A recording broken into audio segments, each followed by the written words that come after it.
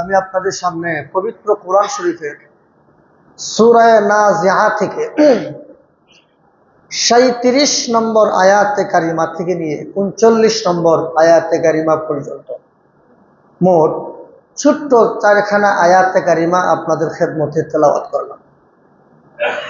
এবং রাসূল করিম সাল্লাল্লাহু আলাইহি ওয়াসাল্লামের হাদিসের ভান্ডার থেকে সহিহ বুখারী শরীফের ৪৩২০ নম্বর হাদিস আপনাদের খেদমতে আমি তেলাওয়াত করলাম।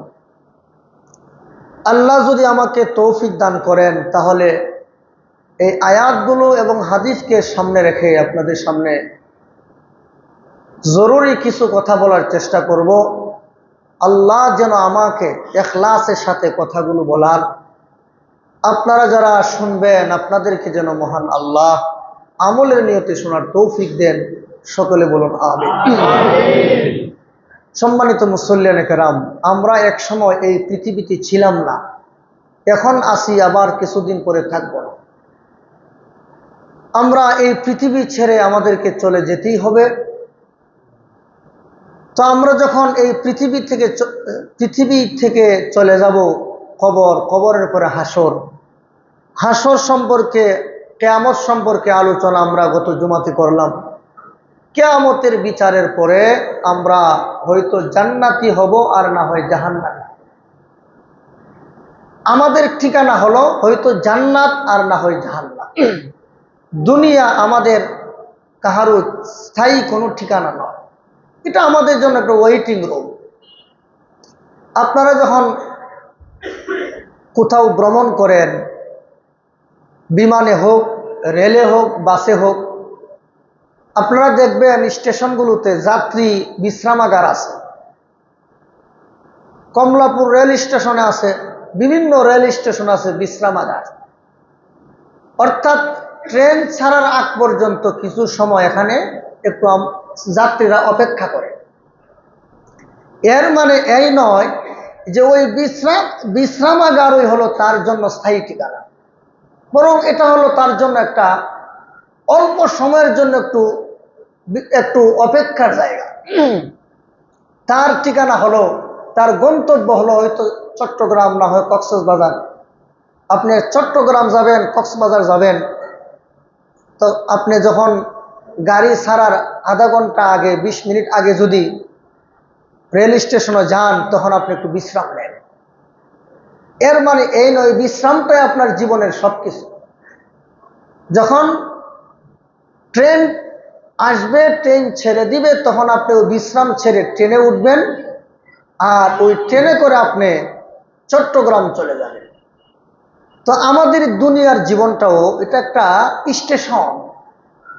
যে কদিনই আমরা দুনিয়াতে থাকি না কেন, এটা আমাদের জন্য একটা অপেক্ষার জায়গা, আমাদের জন্য একটু এই বিশ্রামের জায়গা। আমাদের মৃত্যুর ট্রেন যখন আসবে তখন আমাদেরকে চলে যেতেই হবে। সম্মানিত হাজরিন, আপনি যদি ট্রেনে উঠে বলেন যে আমি যাব না, চট্টগ্রাম যাব না, এটা বললে কাজ হবে না। আপনি না করলেও গাড়ি চট্টগ্রামই যাবে। ঠিক তেমনিভাবে যখন মৃত্যুর পরোয়ানা জারি হয়ে যাবে, তখন আর আপনি বললে হবে না যে আমি মরব না। আপনাকে মরতে হবে, মৃত্যুর ট্রেনে উঠতেই হবে। এই ট্রেনে করে আপনাকে হয়তো জান্নাত আর না হয় জাহান্নাম পর্যন্ত যাইতে হবে। তাহলে আমরা যে দুনিয়াতে আছি, দুনিয়াটা কি আমাদের স্থায়ী ঠিকানা নাকি অস্থায়ী ঠিকানা? এই আয়াত বহুবার আমি আপনাদেরকে শোনাইছি। আল্লাহ বলেন, বাল তুসিরুনাল হায়াতাদ দুনিয়া ওয়াল আখিরাতু খায়রুন ওয়া আবকা। আল্লাহ বলেন দুনিয়ার জীবনটা হলো ক্ষণস্থায়ী, অনুত্তম, আর পরকালীন জীবনটা হলো স্থায়ী এবং উত্তম জীবন। তাইলে আমরা এখন ক্ষণস্থায়ী জীবনে আছি, কি বলেন? আমরা এখন অনুত্তম জীবনে আছি। এই দুনিয়ার জীবনটা উত্তম নয়, এত নোংরা, এত পচা এই দুনিয়ার জীবন। আল্লাহ রসুল বলেন, ও সাহাবীরা, ওই যে একটা ড্রেনের মধ্যে একটা পচা অর্ধেক একটা বকরির বাচ্চা পইরা আছে, তোমরা কেউ টাকা দিয়ে কিনে নিবা? সাহাবীরা কহ টেহা দিয়া। মাগনা দিল নিব না, কারণ ইমন পচা দুর্গন্ধময় জিনিস কেউ টাকা দিয়ে নিবে দূরের কথা, মাগনা দিয়েও নিবে না। রসুল বলেন তাহলে শোনো, এই দুনিয়াটা আল্লাহর কাছে এত বাজে, এত দুর্গন্ধময়, আল্লাহর কাছে এই দুনিয়ারও এমন কোনো দাম নাই। দুনিয়ার যদি দাম আল্লাহর কাছে থাকতো তাহলে দুনিয়ার বড় বড় পাপিষ্ট, বড় বড় খবিস খন্নাস, দুনিয়ার বড় বড় জালেম ফাসেক ফুজ্জারকে আল্লাহ ক্ষমতা দিতেন না। আচ্ছা, আমেরিকার প্রেসিডেন্ট কি আল্লাহওয়ালা বুজুর্গ না আল্লাহর দুশ্মন? পৃথিবীর সবচেয়ে ক্ষমতাধর রাষ্ট্র আমেরিকা। এই রাষ্ট্রের প্রেসিডেন্ট হওয়া দরকার ছিল আল্লাহর হকের লোক, কি বলেন? কিন্তু এই রাষ্ট্রের জন্ম থেকে নিয়ে এখনো পর্যন্ত এই রাষ্ট্রের প্রেসিডেন্ট সব আল্লাহর দুশ্মন হইতেছে। এখন প্রশ্ন জাগে না যে আল্লাহ এত বড় একটা ক্ষমতাধর রাষ্ট্রের প্রেসিডেন্ট আল্লাহর পক্ষের লোক না বসায়া জালেম ফাসেক ফুজ্জার খবিস খন্নাসদেরকে বসায় কেন? প্রশ্ন জাগতে পারে না? এর কারণ হইল, আচ্ছা বলেন তো দেখি, আপনার দুশ্মনের আপনার একটা গরু মরে গেছে, এটা কি খান না ফেলে দেন? ফেলে দেন। আচ্ছা, গরু মরলে সাধারণত তিন প্রকার লোকে, তিন প্রকার প্রাণী খায়। শুকুনে খায়, বিড়ালে আরে শ্রীগালে খায়, আর কুকুরে খায়। কয় প্রকার প্রাণী? তিন প্রকার।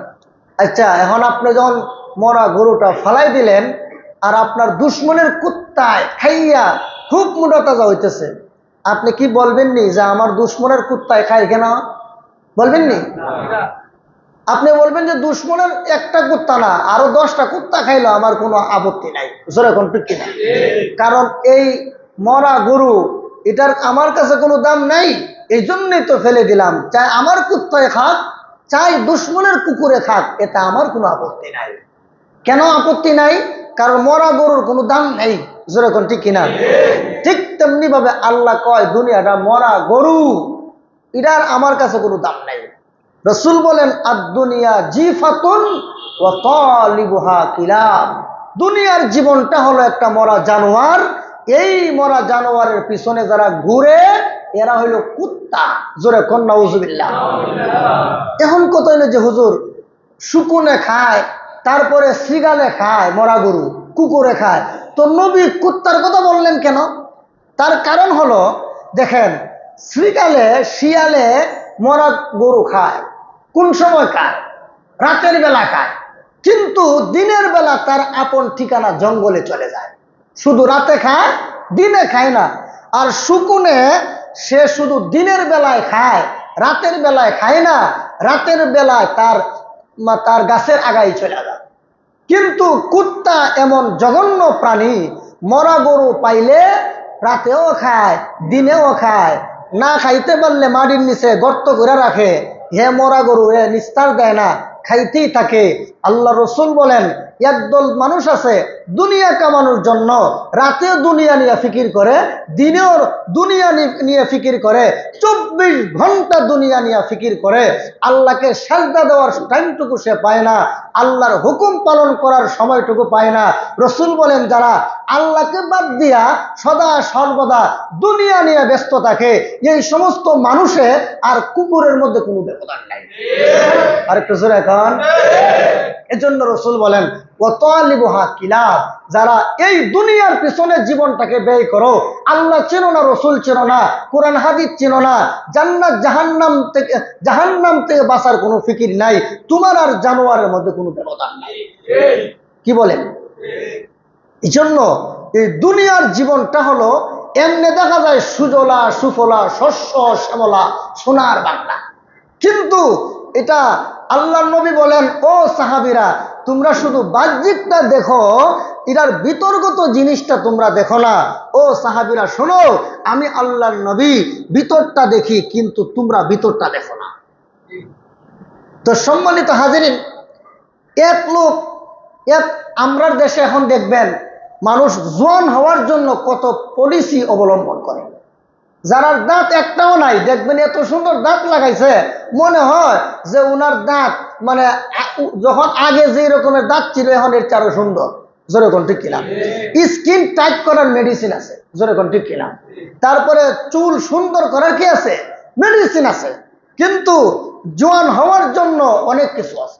এখন এক মনে করেন 50-60 বছরের বুড়ি, সে মেকআপ টেকআপ করে, চুলের মধ্যে কালো খেজাব লাগায়া, আলগা দাঁত লাগায়া, সে আইসা এলাকার এক সুঠাম দেহের অধিকারী এক যুবকরে আইসা ধোঁকা দেয়।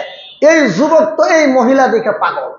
তখন বাবার কাছে মার কাছে প্রস্তাব দিল, এই মহিলারে যদি বিয়া না করাও তাহলে আমি শেষ, বাড়ি ছেড়ে যাবো। তোর মা বাবা কইলো, বাবা রে, এটা তো আসলে যুবতী না, এটা একটা বুড়ি। এই যে তার চুল পাকা, উপরে কালো খেজাব লাগানো হয়েছে, তারপরে আলগা দাঁত লাগানো হয়েছে, এবং সে বিভিন্ন ধরনের প্রসাধনী ব্যবহার করে স্কিনটার একটু টাইট রাখছে, অথচ এটা বুড়ি, এটা যুবতী না। আমি বুড়ি আর যুবতী বুঝি না, এখন আমাকে ওই মহিলা বিয়ে করাইতে হবে। এখন ছেলে যখন মাতাল হয়ে গেল, তখন এক ঘোষণা দিয়া দিল যে যদি বিয়া না করাও তাহলে ট্রাকের নিচে পড়ে, রেলগাড়ির নিচে পড়ে মরে যাবো। মা বাবা সিদ্ধান্ত নিল, তুই রেলগাড়ির নিচে পড়ে মরার দরকার নাই, আর তুই ট্রাকের নিচে পড়েও মরার দরকার নাই, তুই বিয়া কর বুড়িরে, যা আছে কপালে তোর হবে, এটা আমার কিচ্ছু নাই। এখন যখন এই বুড়িরে নিয়ে পলা চলে গেল, ওমা 2-4 দিন পরে দেখে আলগা দাঁত তো খোলা লাগে, আলগা দাঁত খুললে দেখা যায় দাঁত একটাও নাই। তারপরে 2-4 দিন পরে দেখা যায় ওই যে লাল সাদা চুলগুলো বের হয়েছে। এখন যুবকে আঙ্গুল কামড়ায় বলে, হারে আমার জীবন তো শেষ, জোরে কোন ঠিক কিনা? এই বুড়ি যেমন ভাবে দামি দামি প্রসাধনী ব্যবহার করে যুবতী সেজে মানুষকে ধোঁকা দিল, যুবককে ধোঁকা দিল, ঠিক তেমনি ভাবে এই দুনিয়াটাও আমাদেরকে বিভিন্ন রকমের রং তামাশা দেখায়া আমাদেরকে আল্লাহর পথ থেকে বিচ্যুত করার জন্য ধোঁকা দেয়। আসলে এই দুনিয়াটা পুরাই ধোঁকা। এর পিছনে যারা পড়ে আর আখিরাতকে বাদ দিয়া দেয়, এদের মতো হতভাগার জমিনে কেউ নাই। এজন্য আল্লাহ বলেন, বাল তুসিরুনাল হায়াতাদ দুনিয়া ওয়াল আখিরাতু খায়রু ওয়া আবকা। আরে দুনিয়ার জীবনের চেয়ে পরকালীন জীবন উত্তম, দুনিয়ার জীবনের চেয়ে পরকালীন জীবন হলো শ্রেষ্ঠ। এখন এই শ্রেষ্ঠটারে যারা বাদ দিয়া, মনে করেন বাদ দিয়া দিল দুনিয়ার পিছনে ঘুরলো, এটা কেমন? এক গ্লাস, একটা মদের গ্লাস রাখলো আর একটা দুধের গ্লাস রাখলো, বলেন বুদ্ধিমান কি মদ নিবে না দুধ নিবে? দুধ নিবে। তাহলে যারা বেকুফ নির্বুধ, হ্যাঁ কি করবো? মদটা খাইবো, জোরে কোন ঠিক কিনা? মাতালের গোষ্ঠী কোনটা নিব? মদ নিব, দুধ নিবে না। ঠিক তেমনি ভাবে আরেক দল মাতাল আছে, দুনিয়া এবং আখেরাত। আল্লাহকে কোনটা নিবা? ফামান শাআ ফালইউমিন ওয়া মান শাআ ফালইয়াকফুর। আল্লাহ বলেন, ইচ্ছা হলে মুমিন হও, ইচ্ছা হলে কাফের হও, কোনটা হইবা? এখন মাতালের গোষ্ঠী কো, মুমিন হওয়ার দরকার নাই, জান্নাত দরকার নাই, পরকাল দরকার নাই, আমি কুকুরের মতো দুনিয়াটা লুচ্চা পুচ্চা খাইয়া শেষ করি, আমার দুনিয়াই দরকার। বলেন এদের চেয়ে বড় হতভাগা আর নির্বুধ কেউ আছে? তাইলে এই দুনিয়ার জীবনটা কি আমাদের চিরস্থায়ী জায়গা না? আমাদের একটা স্টেশন। এখানে আমার ট্রেন আসলে আমাকে চলে যেতে হবে, আপনি থাকতে পারবেন না। মৃত্যুর ট্রেন যখন আসবে তখন আপনি থাকতে পারবেন না। এখন এই দুনিয়া ছেড়ে আমাকে যেতে হবে কোথায়? কবরে, হাসরে, মিজানে, ফুলসিরাতে, তারপরে জান্নাত আর জাহান্নাম। ভাইয়ার আমার, তাইলে এই ক্ষণস্থায়ী জীবনে আমাদের কর্মসূচি কি? আমাদের কাজ কি? আমাদের কাজ, আমি যেহেতু মুসলিম শব্দের অর্থ হলো আত্মসমর্পণকারী, অর্থাৎ আমার জীবনের আমার সবকিছু আল্লাহর সামনে সমর্পণ করে দিলাম, আমি আল্লাহর সামনে আত্মসমর্পণ করলাম। সুতরাং একজন মুমিনের জন্য একটা সেকেন্ডও ছুটি নাই। একজন মুমিনের একটা সেকেন্ডও ছুটি নাই। আপনি যে বৈশা বিড়ি সিগারেট খান, এটা কার অনুমতিতে খান? আপনি যে মানুষকে গালি দেন, কার অনুমতি দেন? আল্লাহ কো, বান্দা তোরে আমি 1 সেকেন্ডের জন্য ছুটি দেই নাই। আল্লাহ বলেন, ওয়াবুদু রাব্বাকা হাত্তা ইয়াতিয়াকাল ইয়াকিন। ও বান্দা, তুই মরণ পর্যন্ত আমার গোলামি করবি, মরণ পর্যন্ত গোলামি করবি। মরণের আগের দিন পর্যন্ত কাউকে গালি দেওয়া যাবে না, সিগারেট খাওয়া যাবে না, দাড়ি কামানো যাবে না, তারপরে গীবত করা যাবে না, শাকায়াত করা যাবে না, আল্লাহর হুকুম ছাড়া যাবে না। মরণ পর্যন্ত ডিউটি আদায় করবা। আল্লাহ বলেন, বান্দা তোমার 50, 60, 70, 80 বছর জিন্দগিটা যদি আমাকে দিয়ে দাও, তাহলে পরকালের অনন্তকালীন সুখ শান্তি আর সমৃদ্ধির জীবন আমি আল্লাহ তোমাকে দেয়া দেব। তাইলে আমরা এই দুনিয়ার জীবনটা আল্লাহকে যদি দেই, আল্লাহ বলেন ফাজকুরুনি আযকুরুকুম, ও বান্দা তুই আমারে স্মরণ কর, আমিও তোকে স্মরণ করব। আল্লাহ স্মরণ করে কেমনে? আমরা সুবহানাল্লাহ, আলহামদুলিল্লাহ, লা ইলাহা ইল্লাল্লাহ এইভাবে আল্লাহকে স্মরণ করি। আল্লাহও আমাদেরকে এইভাবে স্মরণ করে না। আল্লাহ বললেন, বান্দা আমার হুকুম পালনের মাধ্যমে যদি তুমি আমাকে স্মরণ করো, তাহলে আমি আল্লাহ পরকালে কাল হাসরের ময়দানে কঠিন অবস্থায়ও আমি আল্লাহ তোমাকে ভুলবো না, তোমাকে স্মরণ করব। এই জন্য আমরা এই দুনিয়াতে আসি, আমরা চিরকাল থাকবো না, আমরা চলে যেতে হবে। এখন আমাদের গন্তব্য কোথায় বলেন? আমাদের কবর না, আমাদের গন্তব্য হইল তো জান্নাত আর জাহান্নাম। এখন এই দুনিয়ার জীবনটা আমাদেরকে আল্লাহ বিভিন্ন কর্মসূচি দিচ্ছেন। আল্লাহ বলেন জান্নাতে যাইতে হলে আর জাহান্নাম থেকে বাঁচতে হলে কয়েকটা কর্মসূচি। 1 নম্বর ঈমান আনতে হবে, 1 নম্বর ঈমান আনতে হবে, 2 নম্বর আমল করতে হবে, 3 নম্বর নিয়তটা সহি হতে হবে, 4 নম্বর নবীর তরিকায় আমল হতে হবে।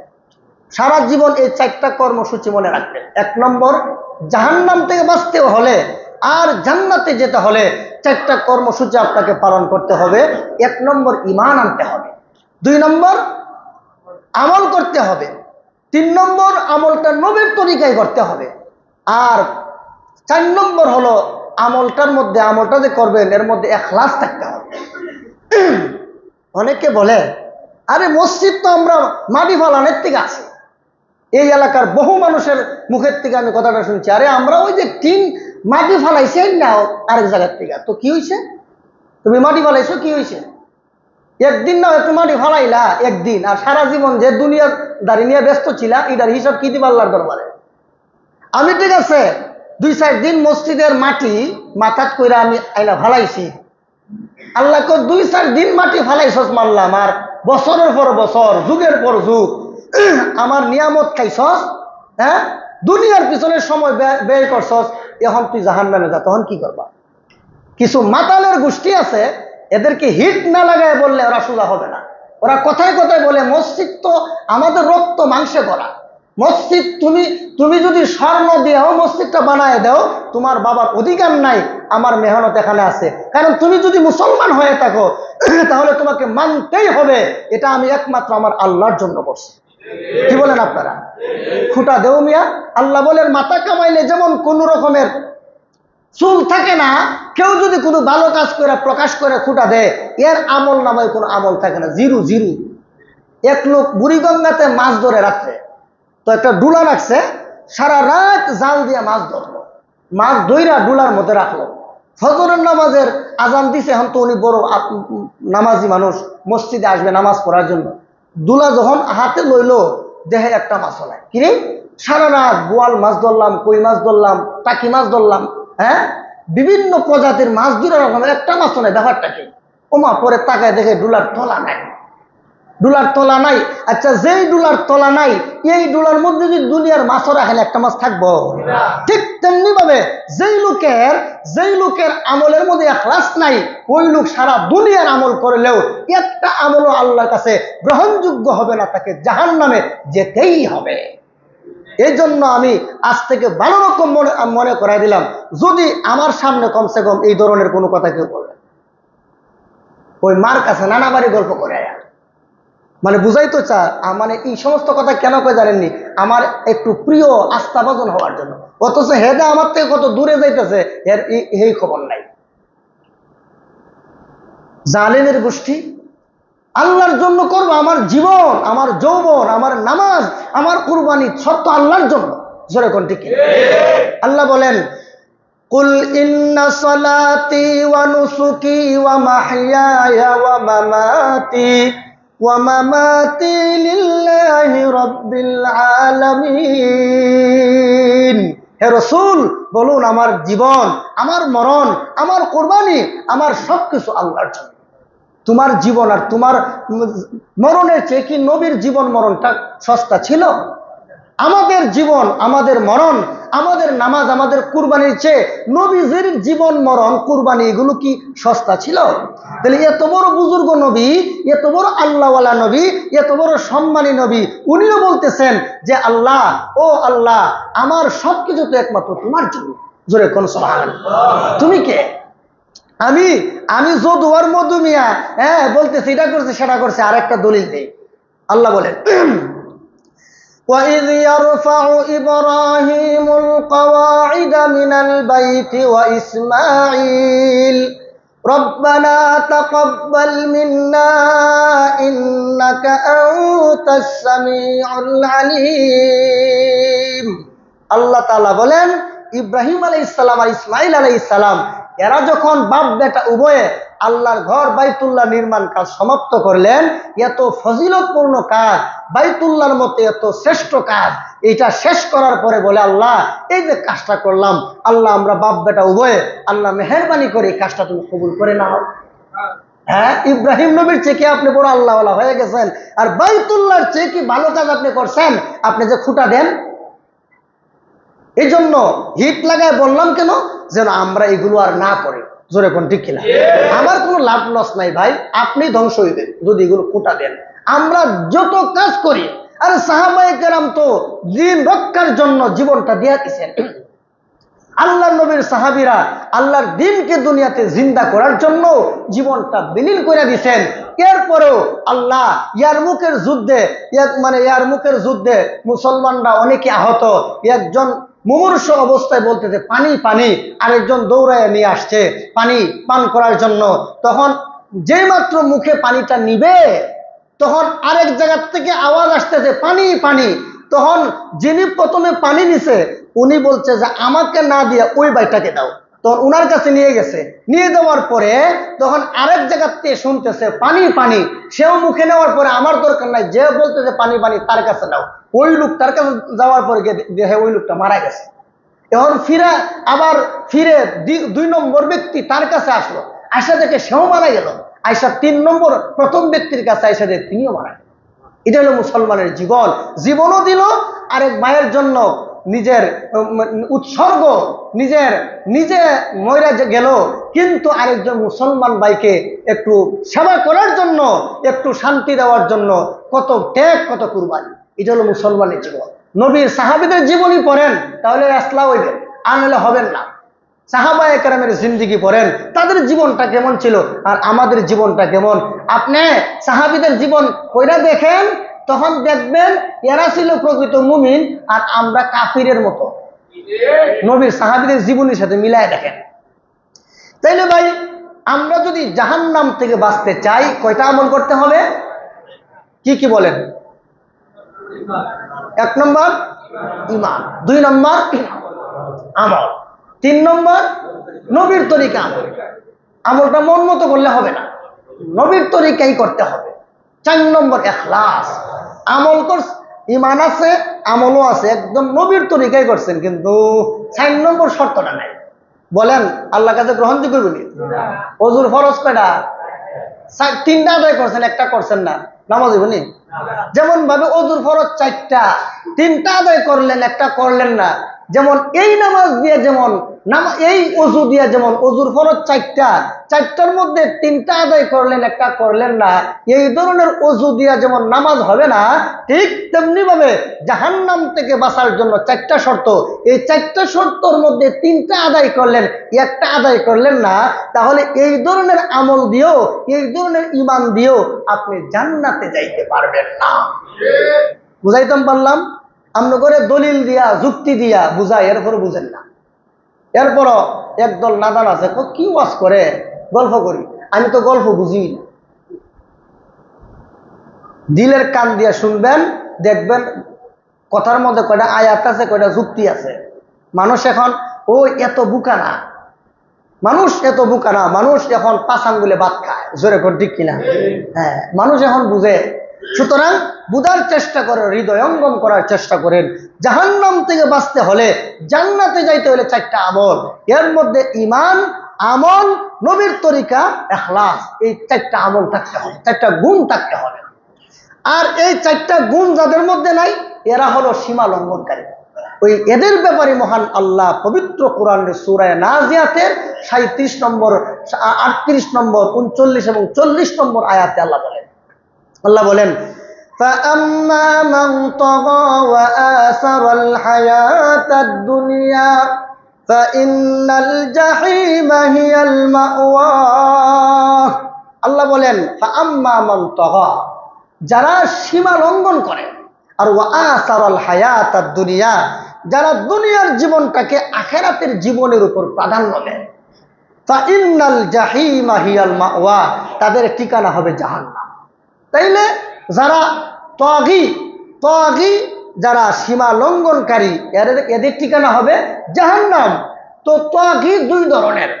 এক ধরনের তাগী সীমা লঙ্ঘনকারী, এরা হলো কাফের, মুশরিক, বেঈমান, ইহুদি, নাসারা, খ্রিস্টান যা আছে, অর্থাৎ যত বিধর্মী আছে সবাই এক নম্বরের তাগী, সীমা লঙ্ঘনকারী। আর মুমিন মুসলমানের মধ্যে যারা ঈমান আনছে, ঠিক ঈমান আনার পরে যে আরো 3 শর্ত রয়ে গেল জাহান্নাম থেকে বাঁচার জন্য, এই 3 শর্ত রক্ষা করে নাই, এরাও সীমা লঙ্ঘনকারী। তো আল্লাহ বলেন فَأَمَّا مَنْ طَغَى وَآثَرَ الْحَيَاةَ الدُّنْيَا فَإِنَّ الْجَحِيمَ هِيَ الْمَأْوَى। আল্লাহ রাব্বুল আলামিন বলেন فَأَمَّا مَنْ طَغَى, যারা সীমা লঙ্ঘনকারী, বেঈমান, কাফের, ইহুদি, খ্রিস্টান, সারা দুনিয়ার সমস্ত বেদিন কাফিরেরা সীমা লঙ্ঘনকারী। এই সীমা লঙ্ঘনকারী মুমিন মুসলমান হতে পারে যাদের মধ্যে এই 4 গুণের একটা বা 2টা গুণ আছে, বাকি আরেক গুণ নাই। যদি একটা গুণ অথবা 2টা গুণ যেই ব্যক্তির মধ্যে না থাকবে, ওই ব্যক্তিটাও সীমা লঙ্ঘনকারী। আল্লাহ রাব্বুল আলামিন বলেন فَأَمَّا مَنْ طَغَى وَآثَرَ الْحَيَاةَ الدُّنْيَا, যারা দুনিয়ার জীবনে সীমা লঙ্ঘন করবে আর দুনিয়ার জীবনটাকে প্রাধান্য দিবে, আল্লাহ বলেন ফাইন্নাল জাহিমা হিয়াল মাওয়া, ওই ব্যক্তির ঠিকানা হবে জাহান্নাম। ভাইয়ারা আমার, সীমা লঙ্ঘনকারী এবং দুনিয়াকে প্রাধান্য দেয় কিভাবে? মুয়াজ্জিন সাহেব মসজিদ থেকে এলান দিচ্ছে হাইয়া আলাস সালাহ, হাইয়া আলাস সালাহ, আসো নামাজের দিকে আসো। আপনি দোকানদারি করেন, দোকানের কাজে ব্যস্ত, আপনি বেচা কিনার মধ্যে ব্যস্ত, এই দিকে বলা হচ্ছে হাইয়া আলাস সালাহ, তুমি নামাজের দিকে আসো, আর আপনি দোকানদারি করেন, এর মানে হলো আমার নামাজের দরকার নাই। কি বলেন? কোন নামাজের দিকে আসো, আপনি দোকানদারি করেন, তাহলে তো বোঝা গেল আপনার বুঝাইতে চান, মুখ দিয়ে কখন লাগতো না, কিছু তো বোঝা যায়, জোরে কোন ঠিক কিনা? সকালে বোঝা যায় দিনটা কেমন হবে, বোঝা যায় না? হ্যাঁ, বোঝা যায়। তো আপনি আসলেন না মসজিদে, তো না এসে কি বুঝাইতে চাইলেন? যে আমার নামাজ দরকার নাই, জোরে কোন ঠিক কিনা? আল্লাহ বলেন ওয়াআসারাল হায়াতাদ দুনিয়া, যারা দুনিয়ার জীবনকে আখিরাতের জীবনের উপর প্রাধান্য দেয় কিভাবে? মুয়াজ্জিন সাহেব বলল হাইয়া আলাস সালাহ, আসো নামাজের দিকে আসো, কিন্তু আপনি আসলেন না, আপনি দোকানদারি করলেন, বসে বসে আড্ডা দিলেন, আপনি দুনিয়াদারিতে লিপ্ত ছিলেন, তাহলে বোঝা গেল আপনার আখিরাত দরকার নাই, আপনি দুনিয়া নিয়ে ব্যস্ত আছেন। এই জন্য আল্লাহ বলেন যারা দুনিয়ার জীবনটাকে আখিরাতের জীবনের উপর প্রাধান্য দেয় এরা হলো সীমা লঙ্ঘনকারী, এরা 2 নম্বরের সীমা লঙ্ঘনকারী। 1 নম্বরের সীমা লঙ্ঘনকারী হলো দুনিয়ার বেদিন কাফিরেরা। আল্লাহ রাব্বুল আলামিন যুগে যুগে অসংখ্য অগণিত নবী আর রাসূল পাঠাইলেন, নবী আর রাসূলরা এসে মানুষকে দাওয়াত দিলেন, ও দুনিয়ার মানুষেরা বলো লা ইলাহা ইল্লাল্লাহু তুফলিহু, তোমরা লা ইলাহা ইল্লাল্লাহর ধর্ম গ্রহণ করো, জীবন তোমাদের সফল হয়ে যাবে। আবু জাহেলের দল, নমরুদের দল, কারুন, হামান, সাদ্দাতের দল, এরা লা ইলাহা ইল্লাল্লাহ বিশ্বাস করে নাই, এরা হলো সীমা লঙ্ঘনকারী 1 নম্বর। এইভাবে যারা সীমা লঙ্ঘন করবে আল্লাহ বলেন ফাইন্নাল জাহিমা হিয়াল মাওয়া, তাদের ঠিকানা হবে জাহান্নাম। সীমা লঙ্ঘনকারী বেঈমান কাফেররাও আবার মুমিন মুসলমানরাও। বেঈমান কাফেররা যারা ঈমান আনে না এরা 1 নম্বরের সীমা লঙ্ঘনকারী, আর মুমিন যারা ঈমান আনার পরেও যারা বাকি 3 শর্ত আদায় করে নাই এরাও সীমা লঙ্ঘনকারী। কথা বুঝে আসছে? এখন জাহান্নাম থেকে বাঁচতে হইলে 1 নম্বর শর্ত হলো ঈমান। ঈমান যদি না থাকে নবীর বাবা হলে তো খাতির করা হবে না, যে হুজুর আমি তো নবীর বাপ, আল্লাহকে উষ্টায় জাহান্নামে দে, নবীর বাপ টাপ বুঝি না, নবীর সন্তান বুঝি না। আল্লাহর নবী বলছেন ইয়া ফাতিমাতু আনকিজি নাফসাকি মিনান নার, ও ফাতেমা জাহান্নাম থেকে যদি বাঁচতে চাও তাহলে আমল করো। নবীর সন্তান হয়েছে এই জন্য কি হয়েছে, এই জন্য জাহান্নাম থেকে বাঁচতে পারবা না, আগে আমল করো। আমল যদি সুন্দর হয় তোমার পরকাল সুন্দর হবে। আমার হযরত ইব্রাহিম আলাইহিস সালাতু ওয়াস সালাম, ওনার আব্বা হলো আজর, উনি কিন্তু ঈমান আনে নাই। আল্লাহু আকবার। হযরত ইব্রাহিম আলাইহিস সালাতু ওয়াস সালাম আল্লাহর কাছে দোয়া করলেন, প্রভু গো আমার আব্বা আজরকে তুমি মাফ করে দাও। আল্লাহ আমার আব্বা আজরকে মাফ করে দাও। আল্লাহ আমার আব্বা আজরকে জাহান্নাম থেকে মুক্তি দিয়ে দাও। আল্লাহ রাব্বুল আলামিন বললেন, ইব্রাহিম তোমার আব্বা আজরকে মাফ করব দূরের কথা, বরং তোমার আব্বাকে জাহান্নাম থেকে মুক্তি দেব দূরের কথা। রে ইব্রাহিম তুমি তোমার আব্বা আজরের জন্য আমি আল্লাহর কাছে দোয়াটা পর্যন্ত করতে পারবা না। ইব্রাহিম আলাইহিস সালাতু ওয়াস সালাম ব্যতীত হইয়া বা ভারাক্রান্ত হইয়া আল্লাহকে প্রশ্ন করলেন, প্রভু গো তাহলে কিয়ামতের কঠিন ময়দানে আমি তো চরমভাবে লাঞ্ছিত আর অপমানিত হয়ে যাব।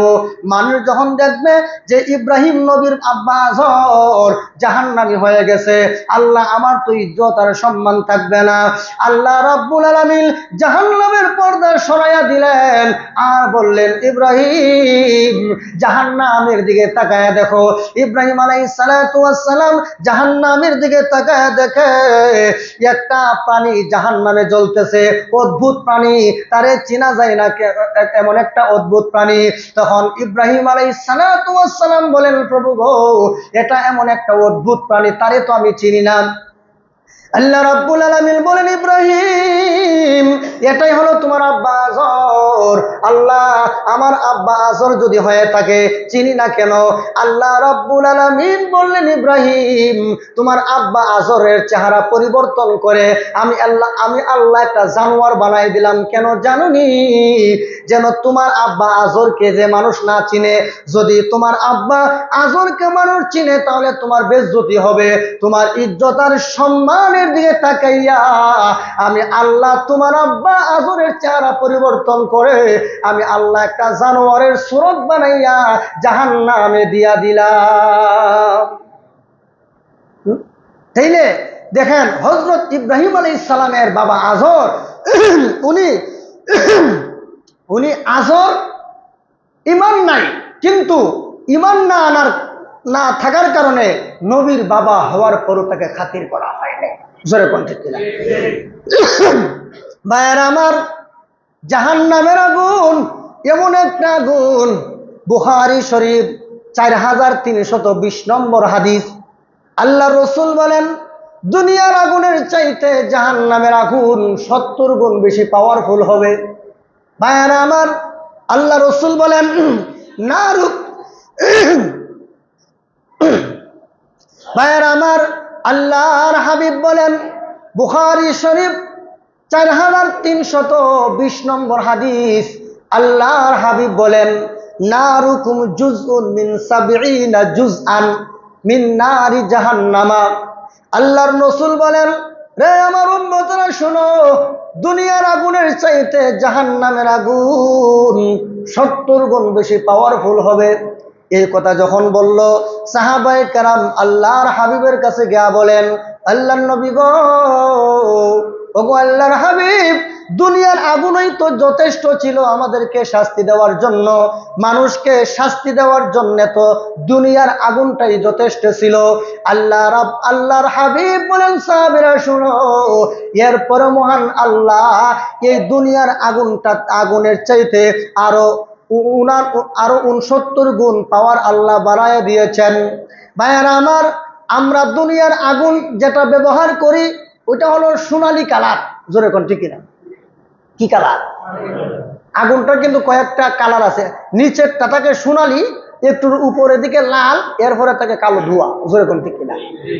কিন্তু জাহান্নামের আগুন, এটা হলো রসুল বলেন উকিদাতিন নারু আলফা সানাতিন রসুল ফাবিয়াদ্দাত। রসুল বলেন জাহান্নামের আগুনকে 1000 বছর জ্বালানো হলো, ফাবিয়াদ্দাত, এই আগুন সাদা হয়ে গেল। সুম্মা উকিদাত আলফা সানাতিন ফাহমাররাত, এরপর আরো 1000 বছর জ্বালানো হইল, এই আগুন হয়ে গেছে লাল। সুম্মা উকিদাত আলফা সানাতিন ফাসওয়াদ্দাত, এরপর আরো 1000 বছর জ্বালানো হইল, এরপর এই আগুন হয়ে গেল কালো। এখনো পর্যন্ত এই জাহান্নামের আগুন অন্ধকার, হিয়া হিয়া কাল্লাইলিল মুজলিম। রসুল বলেন অন্ধকার রাত্রির মতো প্রচন্ড অন্ধকার, এমন অন্ধকার আসে মাঝে মধ্যে অমাবস্যা, আল্লাহ নিজের হাতটা পর্যন্ত দেখা যায় না। জোরে কোন ঠিক কিনা? জাহান্নামের আগুন হবে খুব কালো। দুনিয়ার আগুনটা হলো সোনালী কালার, আর জাহান্নামের আগুন হবে কালো। কত হাজার বছর জ্বালানোর পর? 3000 বছর জ্বালানোর পর। দুনিয়ার আগুনের চেয়ে 70 গুণ বেশি পাওয়ারফুল হবে। ভাইয়ার আমার, আল্লাহ রাব্বুল আলামিন হযরত আদম আলাইহিস সালাতু ওয়াস সালামকে যখন দুনিয়াতে পাঠিয়ে দিলেন, আদম আলাইহিস সালাতু ওয়াস সালাম দুনিয়াতে আসলেন। আসার পরে উনার তো আগুনের প্রয়োজন আছে, কারণ মানুষ আগুন ছাড়া চলতে পারবে না। রান্না বান্না সহ বিভিন্ন প্রয়োজনে আগুন ব্যবহৃত হয়। এখন দুনিয়াতে আগুন নাই, আগুনের ব্যবস্থা করতে হবে। আল্লাহ রাব্বুল আলামিন বললেন, জিবরাইল যাও জাহান্নাম থেকে একটু আগুনের ব্যবস্থা দুনিয়াতে করে দিয়ে আসো। জিবরাইল আলাইহিস সালাতু ওয়াস সালাম জাহান্নামে গেলেন। জাহান্নামের প্রহরী মালিক ফেরেশতাকে বললেন, রে মালিক ফেরেশতা, একটু আগুন দিতে হবে। আগুন দিয়া কি করবেন জিবরাইল? জিবরাইল বলেন এই আগুনকে দুনিয়াতে নিয়ে যাওয়া হবে। হযরত মালিক ফেরেশতা বললেন কতটুকু? একটা খেজুর পরিমাণ আগুন দাও হে মালিক। তখন হযরত মালিক ফেরেশতা বললেন, জিবরাইল একটা খেজুরের পরিমাণ যদি আগুন দুনিয়াতে নেওয়া হয়, তাহলে এইটুকু আগুনের কারণে সারা দুনিয়া জ্বলে পুড়ে বশীভূত হয়ে যাবে। এইটুকু দেওয়া যাবে না, তাহলে কতটুকু?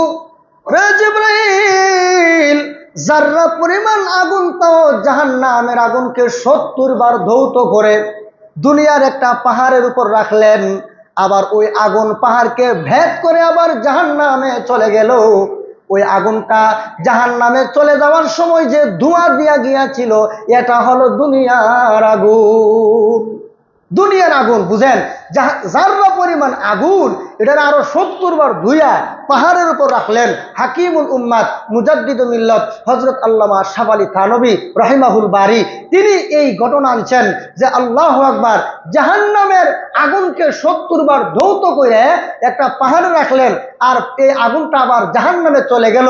যাওয়ার সময় যে একটা ধোঁয়া দিয়া গেল, এই ধোঁয়াটাই হলো মূলত দুনিয়ার আগুন। তাইলে দুনিয়ার আগুনে জ্বলতে পারবেন নি? 1 মিনিট, 1 মিনিট জ্বলার ক্ষমতা কারণে। তাহলে এই দুনিয়ার আগুন চেয়ে জাহান্নামের আগুন কত গুণ বেশি শক্তিশালী? কোন কিতাবে আছে?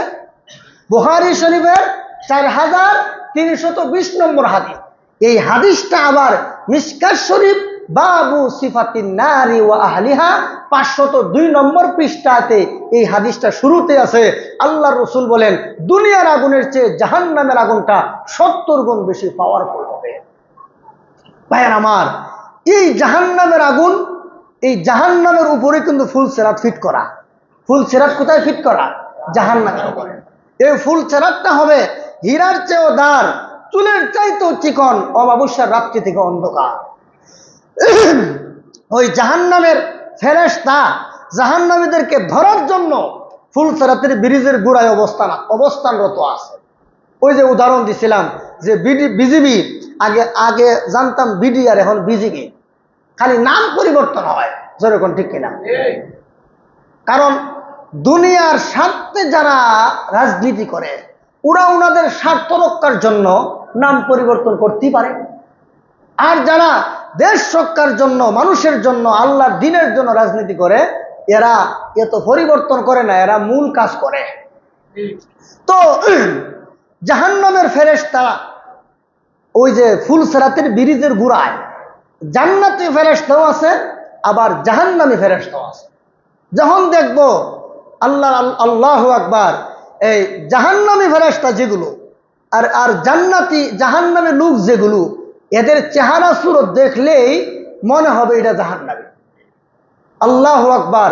হযরত আল্লামা মুফতি শফি সাহেব রহমাতুল্লাহি আলাইহি উনি উনার কিতাব তাফসিরে মারিফুল কোরআনে লেখছেন, আল্লাহ ওই সমস্ত জাহান্নামী, যারা জাহান্নামী, যে সমস্ত লোক জাহান্নামে যাবে, তাদের চেহারাটা থাকবে কালো আর চোখটা হয়ে যাবে নীল বর্ণ।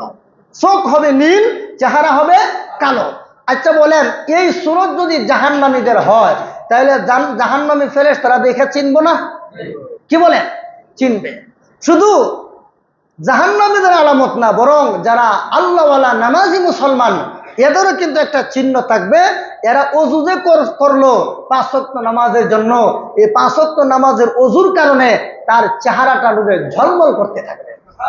এখন একদল লোকের চেহারা, আল্লাহ একদল লোকের চেহারা হবে নূরে ঝলমল করতেছে, আরেক দল লোকের চেহারার মধ্যে যেমন মনে হয় ঠাড়া পড়ছে, চেহারা কালো হয়ে গেছে, চোখগুলো নীলবর্ণ হয়ে গেছে। আমার আল্লাহওয়ালারা জান্নাতীরা যেই মাত্র ফুলসিরাতের ব্রিজের গোড়ায় যাবে আর ওই ফুলসিরাত দিয়ে পার হতে যাবে, তাদের চেহারা থাকবে নুরানি, তাদের চেহারা থাকবে একেবারে তরুতাজা। তাদের চেহারার মধ্যে যেমন মনে হয় নূরের লাইট জ্বলে। আল্লাহওয়ালাদেরকে দেখি জান্নাতি ফেরেশতারা এমনি চিনে ফেলবেন। তখন ওই জান্নাতি ফেরেশতারা বলবেন, ও আল্লাহওয়ালা কোথায় যাবা? জান্নাতে যাব। তখন আল্লাহর ফেরেশতারা বলবে, জান্নাতে পরে যাবেন, আগে শুনেন আল্লাহ রাব্বুল আলামিন আপনাদের ব্যাপারে কি ঘোষণা দিয়েছেন। তখন ফেরেশতারা বলবে, সালামুন কাওলাম মির রাব্বির রহিম। ও আল্লাহওয়ালা, ও নামাজি মুসলমান, ও দিনদার পরহেজগার মুত্তাকি মুসলমান, জান্নাতে পরে যাও, আগে আল্লাহর পক্ষ থেকে সালাম গ্রহণ করো। আল্লাহর পক্ষ থেকে সালাম দেওয়া হবে, তাদের জন্য বুরাক আনা হবে। বুরাকে উঠাইয়া 30,000 বছরের ফুলসিরাতের ব্রিজ চোখটা পাতি দিতে যতটুকু সময় লাগে, এর আগে আল্লাহর তৈরি জান্নাতের গেইটে হাজির হয়ে যাবে।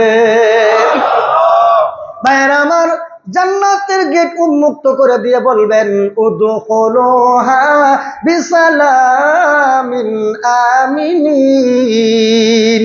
ও আল্লাহওয়ালা, নিরাপদে শান্তিতে জান্নাতে প্রবেশ করো, আর জীবনে কোনোদিন জান্নাত থেকে বের হতে হবে না।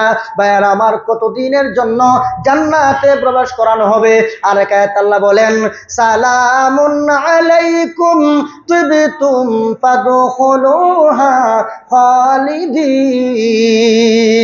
ও আল্লাহওয়ালারা, তোমরা জান্নাতে প্রবেশ করো, তোমরা চিরকালের জন্য জান্নাতে প্রবেশ করো, তোমরা জীবনে কোনোদিন জান্নাত থেকে বের হবে না।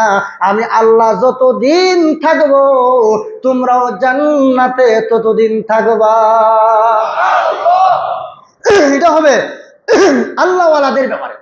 আর যারা সুদ খাইলা, ঘুষ খাইলা, চাঁদাবাজি করলা, দোকানের টাকা বাকি দেয় না, আসেনি? বহুত মুসল্লি আছে দোকানদার, হুজুর আমাদের মুসল্লিরা তো টাকা দেয় না, ওষুধ নিয়ে দেয় না, দোকানের টাকা বাকি, খাও। ওই যে আইনুদ্দিন আল্লাহ যে একটা গান গাইছিল না, গাও বাংলাদেশ গাও, ইচ্ছে মতো গাও, ইচ্ছে মতো নেচে গে জাহান্নামে যাও, গান একটা গাইছিল না? খাইতে থাকে ওই মরা গরুর মতো, কুকুরে যেমন রাতেও খায় দিনেও খায়, তুমিও খাইতে থাকো, ঘুষ খাও, সুদ খাও, চাঁদাবাজি করো, হারাম খাইতে থাকো, তবে জাহান্নামে যাইবা যে এর মধ্যে কোনো সন্দেহ নাই। আর যদি কই যে হুজুর যে জাহান্নামের আগুনটা সহ্য করুন কেমন? আল্লাহ আমি তো আগে বুঝি নাই। আল্লাহ কবন্দা তুই বুঝস নাই, যা মানুষ মাত্রই ভুল হতে পারে, আমি যে ইমাম সাহেব, আমারও বহুত ভুল আছে, আপনারা জানলে আমরা জুতাতে বেরোবেন, ইমামতিতে রাখবেন না, আপনার ভুল আছে, যদি মানুষ জানে আপনাকে মসজিদে ঢুকতে দিবে না, এরকম সবাই গুনাহগার কিনা বলেন? অনেক, আমরা সবাই গুনাহগার, একমাত্র নবীর আসার আমরা সবাই গুনাহগার। এখন আমরা যদি আমাদের ভুল পথ ছেড়ে দিয়া আমরা যদি ভালো হয়ে যাই, আল্লাহ বলেন উমরের মতো ব্যক্তি, যেই লোকটা গেছিল নবীরে মারার জন্য, কিন্তু সে যখন তওবা করে তার এই পরিকল্পনা বাদ দিয়া মুসলমান হয়ে গেল, উমরের এত মর্যাদা, এত সম্মান, আল্লাহু আকবার। রাসূল বলেন উমরের এত মর্যাদা, আমি জান্নাতে গিয়া তার বাড়ি দেখে আসছি। তাহলে আপনি আর আমি, উমর যেমন মানুষ ছিলেন, আমরা তো মানুষ, উমর যদি নবীর সাহাবী হইতে পারে, আর এই জমানা আমরা কি নবীর একজন প্রকৃত উম্মত হতে পারবো না? তাইলে এই যে জান্নাতি ব্যক্তিদেরকে রিসিভ করা হবে, এই রকমের রিসিভ আপনারা চান কিনা? যে আমারে গার্ড অফ অনার দেওয়া হোক, ওই যে বিমান থেকে নামছে, নামার পরে লাল গালিচা দেওয়া, লাল গালিচা দিয়া আপনি এই আপনাকে ভিআইপি টার্মিনাল দিয়ে আপনাকে মানে বুলেট প্রুফ গাড়ি দিয়া, যেটার মধ্যে গুলি করলো তার এমন বড় দামি গাড়ি দিয়া, মানে অত্যাধুনিক, মানে বাংলাদেশের শ্রেষ্ঠ হোটেল যেটা, ওইটার মধ্যে নেওয়া হয়। ওখানে দেখবেন আবার সুন্দর সুন্দর মেয়ের আছে, তাদের মনোরঞ্জন করার জন্য, জোরে কোন ঠিক কিনা? হ্যাঁ, এখন এইগুলো শুরু হয়েছে, তো এইগুলো হলো নাফরমানে আল্লাহকে বন্দা, এটা কোনো একটা মানে সম্মাননা হইল? তোমার 30,000 বছরের রাস্তা যখন চোখ পাতি দিয়ে পার করে দেবো, এর চেয়ে বড় সম্মাননার কি আছে বলে? একবার মুদি গেছেন আফ্রিকার কোন দেশও, তো আফ্রিকানরা তো এটা ল্যাংটা স্যাংটা তাই, বুঝেন না? আর এগুলো মানে হেরে মানে এমন এক মানসিক পেরেশানিতে ফেলাইছে, আল্লাহ এমন এক সম্মাননা দিছে, হ্যাঁ এই সম্মাননা দেখে বেকল হয়ে গেছে। মানে বেশ কি দেয়, তারপরে কি করে না করে, এরকম এক সম্মাননা দুনিয়াত পাই আসছে, এটা মুদি। তো আল্লাহ এখন এই রকমের কোনো সম্মাননা দেওয়া হবে না, তোমাকে এমন একটা গাড়িতে উঠানো হবে, এমন একটা বিমানে, স্পেশাল বিমানে উঠানো হবে, তুমি চোখ পাতি দিতে যতটুকু সময় লাগে, এর আগে আল্লাহর তৈরি জান্নাতের গেটে হাজির হয়ে যাবে। এরপর আল্লাহ বলেন, আর যদি আপনি জাহান্নামী হন তাহলে কিভাবে? আল্লাহ বলেন ফাকুব্বাত ওয়ুজুহুহুম ফিন্নার। আল্লাহ গো ফেরেশতারা ওই তাদের পা উপরে উড়ায়া, দেখেন না ওই যে খাসি জবাই করার পরে পা উপরে উড়ায়া চামড়া যে ছিলে, দেখছেন? এইভাবে পা উপরে উঠাইয়া মাথা নিচের দিকে দিয়া আল্লাহকে এখন ছেড়া দাও। আল্লাহ রসুল মুসলিম শরীফের হাদিসে উল্লেখ আছে, রসুল বলেন যে একবার আমরা বসে রইলাম, বিকট একটা আওয়াজ হলো, সাহাবীদেরকে নবী বলেন, ও সাহাবীরা তোমরা কি বলতে পারবা এটা কিসের আওয়াজ? সাহাবীরা বলে, হুজুর এটা তো আমরা বলতে পারবো না, আল্লাহ এবং তার রসুলই ভালো জানেন। রসুল বলেন, শোনো, আজ থেকে 70 বছর আগে আল্লাহ জাহান্নামের উপর থেকে একটা পাথর ছেড়া দিয়েছিলেন, আজকে 70 বছর পরে ওই পাথর জাহান্নামের তলদেশে গিয়ে পড়ছে। এই যে এটা ওখানে পড়ার কারণে যে একটা শব্দ হয়, এটা হলো ওই পাথরের শব্দ। তাহলে বুঝেন, একটা পাথর যদি জাহান্নামের উপর থেকে ছেড়া দিলে 70 বছর লাগে নিচে গিয়ে পড়তে, আমার মতো আপনার মতো 16 কলমদ্দি 9 বছরদ্দি আমাদেরকে যদি জাহান্নামের উপর থেকে ছেড়া দেওয়া হয়, তাহলে কত বছর লাগবে খালি নিচে গিয়ে পড়তে? জোরে কোন ঠিক কিনা? ফাকুব্বাত ওয়ুজুহুহুম ফিন্নার। আল্লাহ বলেন, হে ফেরেশতারা, তাদেরকে মাথা নিচের দিকে দিয়া আর তাদেরকে পা উপর দিকে উঠাইয়া জাহান্নামে ছেড়ে দে। আর এক আয়াতের মধ্যে আল্লাহ রাব্বুল আলামিন বলেন, ফেরেশতারা রে, ওই জাহান্নামী যারা দুনিয়াতে বাহাদুরি দেখাইতো, হারাম পথে চলতো, এদের তাদের সামনের চুল এবং পা দুইটাকে বেঁধে জাহান্নামে ছেড়ে দাও। ভাইয়ার আমার, জাহান্নামে পৌঁছতে কমসে কম 70 বছর সময় লাগবে। ভাইয়ার আমার, শুধু তা না, আল্লাহ রাব্বুল আলামিন বলেন, ইন্না জাহান্নামা কানাত মিরসাদা লিত্তাগিনা মাআবাল লাবিসিনা ফিহা আহকাবা। জাহান্নাম সকলের জন্য অপেক্ষমান আছে। আল্লাহু আকবার। ইন্না জাহান্নামা, নিশ্চয়ই জাহান্নাম, কানাত মিরসাদা, অপেক্ষা আছে কার জন্য? লিত্তাগিনা মাআবা, যারা সীমা লঙ্ঘনকারী তাদের জন্য জাহান্নাম অপেক্ষমান। আল্লাহ বলেন, লাবিসিনা ফিহা আহকাবা, যারা জাহান্নামী তারা কতদিন জাহান্নামে থাকবে? আল্লাহ বলেন আহকাবা। আহকাবুন শব্দটি হুকমাতুনের বহু বচন। আল্লাহ বলেন হাজার হাজার লক্ষ কোটি বছর থাকবে যারা জাহান্নামে হবে। জাহান্নামে যাওয়ার পর আল্লাহ রাব্বুল আলামিন হাজার হাজার বছর চলে যাবে, আল্লাহ কোনো খাবার দিবেন না, পানি দিবেন না। আল্লাহর কাছে বলবেন ইয়া হান্নানু ইয়া মান্নান, আয় আল্লাহ একটু খাবার দাও, আল্লাহ একটু খাবার দাও। তখন আল্লাহ রাব্বুল আলামিন হাজার বছর পরে উত্তর দিবে বেঈমান নাফরমান, তোর কপালে কোনো খাবার নাই, আল্লাহ তাহলে তো মরে যাব।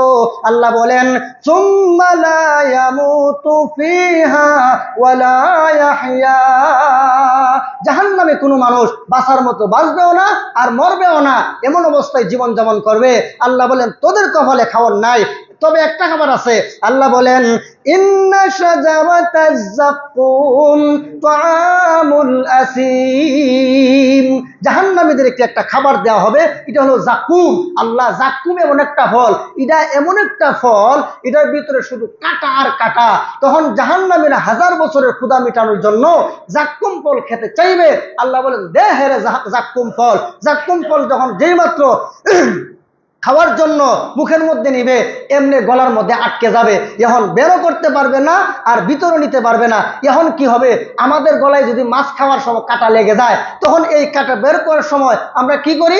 একটা বাতের লুকমা বানায় যখন দূরে আমরা ডুব গিলি, তখন এটা ভিতরে চলে যায়। জোরে কোন ঠিক কিনা? তখন এই কাঁটা ভিতরে নিতে পারে না, বেরো করতে পারে না। এখন কি? আল্লাহ একটু পানি দাও। আল্লাহ বলেন হাজার বছর চলে যাবে, কোনো পানি দেওয়া হবে না। হাজার বছর পরে আল্লাহ বলেন লা ইয়াযুকুনা ফিহা বারদান ওয়ালা শারাবা ইল্লা হামিমান ওয়া গাসসাকা। আল্লাহ রাব্বুল আলামিন বলেন কোনো ঠান্ডা পানি দেওয়া হবে না, তবে কি দেওয়া হবে? ইল্লা হামিমান ওয়া গাসসাকা। হামিমুন অর্থ হলো ফুটন্ত পানি, গাসসাকুন শব্দ এর অর্থ হলো পুজ। আল্লাহু আকবার। জাহান্নামীদের শরীরের চোখের পানি, শরীরের রক্ত আর পুজ একত্রিত হওয়ার পরে যে ময়লার সৃষ্টি হবে সেটাকে বলা হয় গাসসাক। আল্লাহ বলেন লা ইয়াযুকুনা ফিহা বারদান ওয়ালা শারাবা। ও ফেরেশতারা, এই সমস্ত নাফরমান হারামখোর এদেরকে ঠান্ডা পানি তো দূরের কথা, এদেরকে ফুটন্ত পানি এবং গাসসাক দিয়ে দাও। জোরে কোন নাউযুবিল্লাহ। এর ফুটন্ত পানি আর গাসসাক যখন যে মাত্র পেয়ালাটা সামনে নিবে, তখন তার চেহারা খসে এই পেয়ালার মধ্যে পড়ে যাবে। এরপরও জাক্কুমের এত জ্বালা যন্ত্রণা, আল্লাহু আকবার।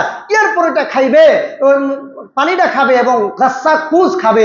খাওয়ার পরে গলার মধ্যে যে জাক্কুম আটকে গিয়েছিল, ওই জাক্কুমটা তার পেটের নাড়ি বুড়ি সহ সব প্রস্রাব পায়খানা রাস্তা দিয়ে বের হয়ে যাবে। ওই দিন বুঝবেন চাঁদাবাজি করার কি মজা, সুদ খাওয়ার কি মজা, ঘুষ খাওয়ার কি মজা, দোকান বাকি না দেওয়ার কি মজা, মানুষকে কষ্ট দেওয়ার কি মজা, মানুষের উপর জুলুম অত্যাচার করার কি মজা, সেদিন বুঝবেন। এই জন্য আর ওয়াজ তো দরকার নাই, ই ওয়াজই যথেষ্ট। এখন কি দুনিয়াতে জাহান্নামের জাক্কুম খাইতে চান, নাকি দুনিয়াতে হারাম কাজ ছাড়তে চান? হারাম কাজ ছাড়বো। আল্লাহ তাআলা যেন আমাদেরকে আরো জাহান্নাম সম্পর্কে অনেক আলোচনা দেখে আসছিলাম শুধু জাহান্নাম সম্পর্কে বয়ান করার জন্য। ইনশাল্লাহ দেখি এই ব্যাপারে আরো কিছু কথা বলা যায় কিনা। আমি শারীরিকভাবে খুব অসুস্থ, কালকে রাত্রে জ্বর, প্রচন্ড জ্বর এসে গেছে, শরীর খুব ব্যথা। আজকে যে নামাজ পড়াইতে পারো আল্লাহ জানে, এরপরে যাই বললাম এটা একমাত্র আল্লাহর দয়া। আজকে নামাজ যে পড়াইতে পারো এটা আমার ধারণা ছিল না। যাক, এরপরে যে কথাগুলো বলছি এটা আমার শক্তিতে বলি না, এটা আল্লাহ আমার বলাইছে। জোরে কোন ঠিক কিনা? আল্লাহ তাআলা যেন আমাদেরকে হারাম পথ পরিহার করে জান্নাতের পথে চলার তৌফিক দেন, আমিন। সুবহান রাব্বিকা রাব্বিল ইজ্জাতি আম্মা ইয়াসিফুন ওয়া সালামুন আলাল মুরসালিন ওয়ালহামদুলিল্লাহি রাব্বিল আলামিন।